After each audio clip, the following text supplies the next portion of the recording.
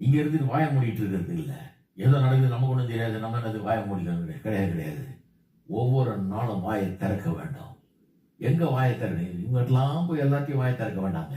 கத்திரிடத்துல வாயை திறங்க, கத்திரிடத்துல பேசுங்க. ஆண்டவரே, நீர் இதுல தலையிட வேணும், நீர் உடைய வல்லமையை வெளிப்படுத்த வேண்டும், நீர் இந்த காரியங்களை தடுத்து நிறுத்த வேணும். ஆண்டவரே, நீர் இந்த உலகத்தில் நியாயத்தை நீதியை நிலைநாட்ட வேண்டும். உம்முடைய சித்தம் இந்த பூமியில் நிறைவேற வேண்டும். நாங்கள் ஒருமித்து நிற்கிறோம். அதுக்காக உம்முடைய சித்தத்தை இந்த பூமியில நிறைவேற்றுவீராக என்று சொல்லி அப்படி நாம வாயை திறக்கணும். இல்லைன்னா இந்த இஸ்ரவேல் நியாயாதிபதிகளை திட்டின மாதிரி நம்மளை திட்ட வேண்டியதா இருக்கும். நாம தப்பு செய்யறவர்கள் ஆயிடும், மௌனமா இருக்கிறவர்கள் ஆயிடும்.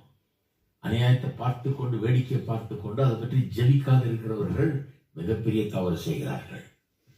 நான் என்ன செய்ய முடியும் கிறிஸ்தவன் சொல்றது கிடையாது.